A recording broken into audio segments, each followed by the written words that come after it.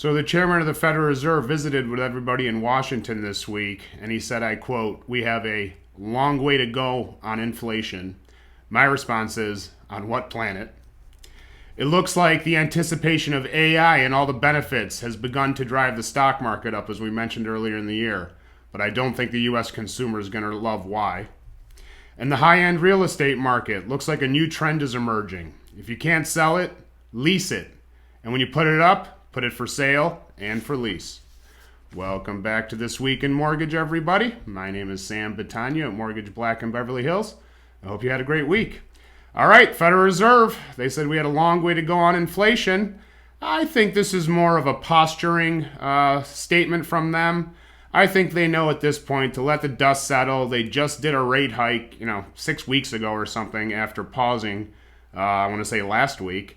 I think they're going to let the dust settle, see where things stand. As they know, better than anybody, it does take time for their rate hikes to work their way into the system. And based on when they started, I think we're only seeing about the first 150 basis points that they've raised out of the 500 work its way in. We've seen what it's done. So I think that when they say they have a long way to go, they just don't want everybody to get too excited. So they're going to control things because, as we've discussed, the pen is mightier than the sword when it comes to the Federal Reserve. Moving on to the stock market, rallying this year, especially tech. As we mentioned earlier in the year, it's going to be a stock picker's market. I believe this rally is in anticipation of artificial intelligence being implemented into every single company's systems, so to speak. And as we know, it's not a coincidence. Every time a company on Wall Street, all things being equal, announces layoffs, their stock rallies. So I believe that Wall Street is preparing for a lot of layoffs with a lot of companies because they're going to be leaner and meaner with the implementation of AI. Only problem is, where are those workers going to get jobs and how are they going to consume? As we know, the U.S. consumer is 70% of the U.S. economy. So the stock market knows AI is coming. It's already began the rally. And none of this is a coincidence. Moving on to the real estate market on the high end especially. Looks like we're in a push-pull market right now between buyers and sellers.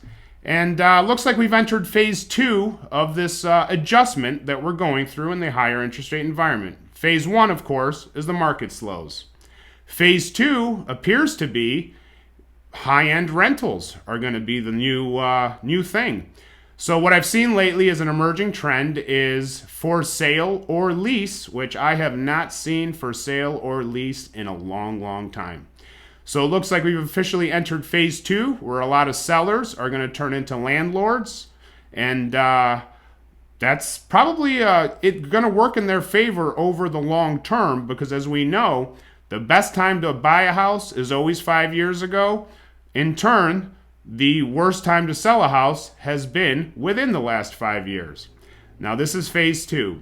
Phase 3 would obviously, and of course, be price drops. Phase 3 is going to be a little bit tougher to get to this time because if a lot of folks take their house off the market and turn it into a rental, we're going to have less inventory. We already have an inventory problem. So the price drop of phase 3, it's going to be a big, big struggle to get it there. It's going to be a very interesting time to see what happens in the real estate market, but I do like this move.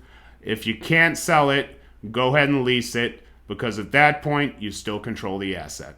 Okay, everybody, that is my show for this week. I hope you enjoyed it. It's Friday again. Looks like a nice day out there. Please be safe, take care of each other. Any mortgage-related questions, please don't hesitate to reach out to me. Have a wonderful weekend.